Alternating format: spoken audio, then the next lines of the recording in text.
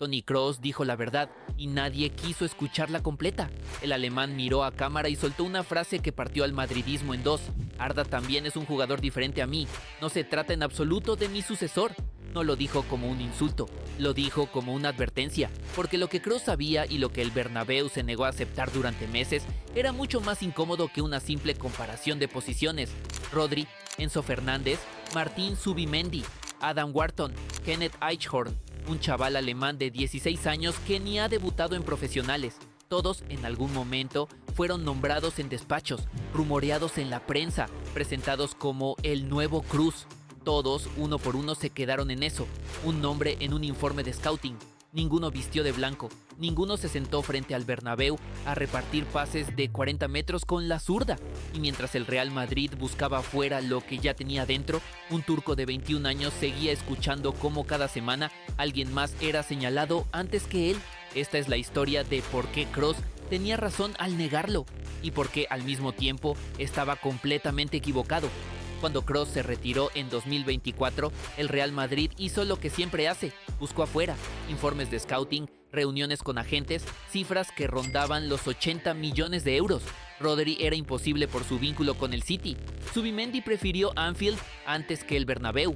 Enzo Fernández ni siquiera contestó con seriedad las primeras aproximaciones. El mercado de mediocentros puros de clase mundial estaba sencillamente seco. Florentino Pérez firmaba cheques que no se cobraban, mientras el club llegó incluso a fijarse en un adolescente alemán de 16 años, Kenneth Eichhorn, como apuesta de futuro a 10 años vista. Y mientras tanto, un jugador que ya vestía de blanco desde 2023 seguía sin protagonismo real, sin nombre en la conversación de la prensa especializada. Nadie miraba dentro del propio vestuario. El heredero, si es que existía, tendría que hacerse notar completamente solo, sin el favor de los despachos ni de los micrófonos. Arda Güler llegó al Real Madrid como una rareza estadística, el fichaje más joven en debutar con un gol de tacón en la historia reciente del club. Sí, pero también un jugador que apenas encontraba minutos bajo Ancelotti, extremo de rotación, suplente de lujo. No tiene el físico de un mediocentro, decían los analistas. Es un enganche ofensivo, no un organizador de juego. Cada vez que su nombre aparecía en una alineación titular, era tratado como rareza táctica, no como decisión estructural. Y sin embargo, en los pocos minutos que jugaba, pasaba algo que nadie explicaba del todo bien. El balón llegaba antes, más limpio, con una orientación de campo que ningún otro suplente del plantel generaba. Los datos empezaban a acumularse en silencio sin que nadie los mirara todavía con la atención que merecían. El chico turco, en apariencia solo un extremo talentoso más, estaba construyendo algo distinto desde la banda derecha, casi sin que el club se diera cuenta de lo que tenía entre manos. Xabi Alonso llega al banquillo con una obsesión explícita: recuperar el control del centro del campo que el Real Madrid había perdido desde el retiro de Kroos. Y ahí, en los entrenamientos de pretemporada, ocurre algo que ni el propio club esperaba del todo. Alonso no pone a Güler de extremo, no lo pone de mediapunta pura, lo posiciona un metro más atrás, casi pegado a la medular, con licencia absoluta para tocar cada balón que sale desde la defensa. La decisión suena arriesgada para un entrenador debutante en el cargo. Suena para buena parte de la prensa madridista a error táctico sin sentido. Sacrificar velocidad ofensiva por una posición que Güler nunca había jugado con regularidad. Pero Alonso, que jugó al lado de organizadores puros durante toda su carrera como futbolista, ve algo que el resto del cuerpo técnico anterior no supo ver nunca. Ve un pie zurdo capaz de cambiar la orientación del juego en un solo toque, exactamente el mismo recurso que definió a Kroos durante una década completa en el Bernabéu. Los números empiezan a aparecer y son incómodamente reveladores. Según los registros estadísticos de la temporada, Güler acumula 5,5 pases progresivos por cada 90 minutos jugados, una cifra que lo sitúa entre los mediocampistas más productivos de la liga en construcción de juego. A eso se suman 9 asistencias en la competición doméstica, un número que ningún otro centrocampista del plantel blanco se acerca a igualar esta temporada. No era un extremo con buen pie que ocasionalmente sorprendía, era silenciosamente exactamente el perfil de jugador que el Real Madrid llevaba más de un año buscando fuera de sus fronteras, pagando fortunas por opciones que nunca llegaron a materializarse. La ironía era brutal. Mientras los despachos gastaban energía y dinero en fichar un organizador desde el extranjero, el organizador ya estaba ahí, entrenando cada mañana en Valdebebas, esperando simplemente que alguien decidiera moverlo 20 metros hacia atrás en el campo. La solución nunca requirió una transferencia millonaria, Requería únicamente un cambio de entrenador dispuesto a mirar distinto.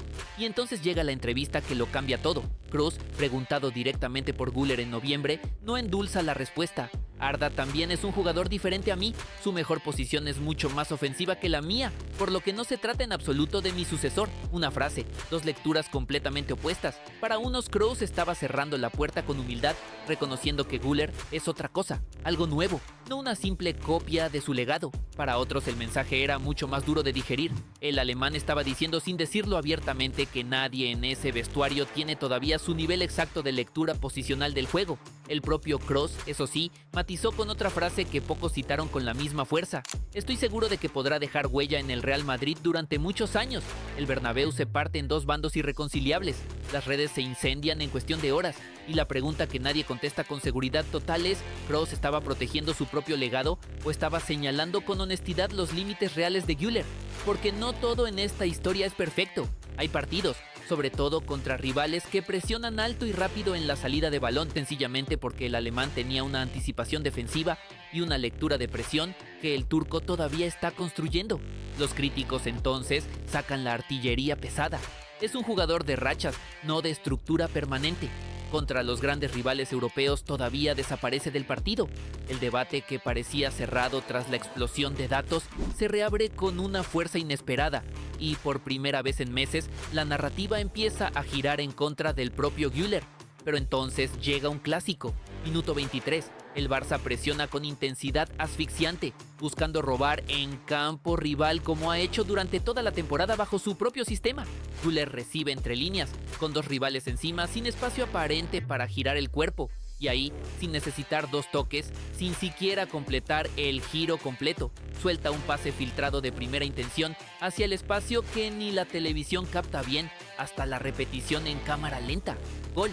El Bernabéu explota. Pero no solo por el resultado del marcador, explota porque acaba de presenciar en directo y bajo la máxima presión posible el mismo tipo de jugada que hacía grande a Kroos en las noches decisivas de Champions League. Silencio absoluto en redes sociales durante varios minutos. Después, la explosión de debate más grande registrada en la temporada completa. El nombre de Kroos y el de Güler, por primera vez, aparecen juntos en las tendencias sin que nadie los esté comparando con sarcasmo. Los analistas de datos entran entonces en la conversación con algo todavía más incómodo para los defensores del alemán. En pases progresivos por 90 minutos, Güler ya se acerca hasta los números que Kroos generaba en sus últimas temporadas en el Bernabéu, cuando el físico ya empezaba a limitarlo en la presión defensiva. No en todo, claro, no en control posicional sin balón, no en lectura defensiva de espacios, pero en el dato que definía la identidad futbolística exacta de Kroos, la capacidad de romper líneas rivales con un solo pase preciso, el turco ya está, según varias métricas avanzadas, prácticamente a su altura. Es una cifra incómoda de asumir para el propio madridismo. Es una cifra que, si se sostiene con el paso de las temporadas, convierte la frase de Kroos en algo mucho más que simple humildad. La convierte en una posible equivocación de cálculo. Y aquí es exactamente donde el debate deja de ser sobre fútbol puro y se vuelve sobre identidad de club. Los aficionados que vivieron completa la era Kroos-Modric-Casemiro dicen que comparar a un chico de 21 años con 0 Champions ganadas todavía es sencillamente una falta de respeto histórico hacia una de las mejores medular de la historia del club. Los aficionados más jóvenes, los que solo alcanzaron a ver los últimos años de un Kroos ya limitado físicamente en el ritmo de partido, responden con algo todavía más provocador. Kroos nunca fue grande por su físico, fue grande por su pase largo y su visión, y ese pase ahora mismo lo tiene Güler, con más piernas y más margen de mejora. La afición del Real Madrid, un club históricamente acostumbrado a la unidad en torno a sus ídolos, se encuentra dividida como pocas veces en su historia reciente, y ningún canal oficial ni ningún exjugador logra cerrar completamente esa grieta abierta entre generaciones, porque hay un peligro real detrás de todo esto, y es el peso exacto de la etiqueta impuesta desde fuera. Cada vez que Güler falla un pase en zona de riesgo, cada vez que pierde un balón cerca de su propia área, las redes sociales lo destrozan con la misma frase repetida: este no es ningún Kroos ni de lejos. La presión de una comparación que él nunca pidió empieza a notarse levemente en su lenguaje corporal dentro del campo. Menos confianza al recibir de espaldas al rival, más pases seguros hacia atrás en lugar del pase vertical arriesgado que lo hizo especial desde el primer momento. La misma etiqueta que lo elevó frente a la afición empieza paradójicamente a asfixiarlo partido tras partido y varios analistas empiezan a preguntarse si esta comparación constante le está haciendo más daño que bien a su desarrollo real como futbolista. Y aquí aparece otra voz que nadie esperaba escuchar con tanta claridad. En zona mixta, un compañero de vestuario suelta una frase que corre como pólvora entre la prensa madridista. Arda ve pases que el resto de nosotros ni siquiera buscamos en el campo. No es una frase inocente ni casual. Viene de uno de los futbolistas más determinantes del proyecto actual del Real Madrid, del jugador que más pelea el balón en el último tercio del campo cada fin de semana. Si sus propios compañeros de vestuario confían ciegamente en el pase de Güler para recibir en carrera y generar peligro real, la conversación puramente técnica empieza a inclinarse en una dirección muy concreta, alejándose del ruido de las redes sociales y acercándose al criterio de quienes realmente comparten el campo con él cada domingo. Los partidos siguen pasando y con ellos la evidencia estadística se sigue acumulando semana tras semana. No es un partido aislado, no es una racha pasajera de 3 o 4 semanas.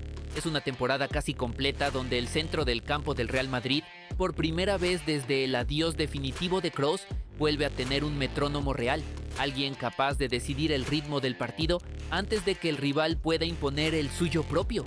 La sensación de caos en la salida de balón, tan característica y tan criticada en los años inmediatamente posteriores al retiro del alemán, desaparece casi por completo cada vez que Güler está en el campo desde el inicio.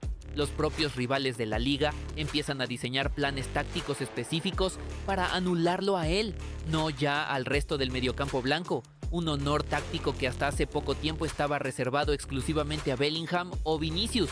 Y entonces, semanas después de su primera declaración pública, a Kroos le preguntan de nuevo por el tema en una entrevista posterior.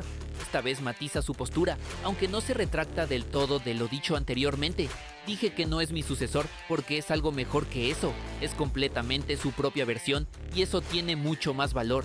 La frase suena a reconciliación pública entre ambas partes del debate, pero para gran parte del madridismo suena en realidad a otra cosa completamente distinta. Suena a la confirmación, con matices cuidadosamente elegidos, de que el trono de la medular ya tiene nuevo dueño, aunque nadie dentro del club quiera decirlo todavía con esas palabras exactas y definitivas frente a los micrófonos.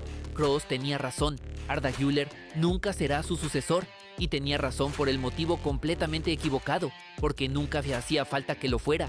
El Bernabéu llevó más de un año buscando fuera lo que ya tenía dentro de casa, discutiendo si el nuevo Kroos ya había llegado, cuando la pregunta real, la que debería estar dividiendo a esta afición, es otra completamente distinta. ¿Y si el nuevo Kroos siempre fue mejor que el original? Dime en los comentarios de qué lado estás. Like, suscríbete y activa las notificaciones, porque en el Real Madrid cada leyenda que se va deja una grieta y alguien tarde o temprano siempre encuentra la forma de llenarla.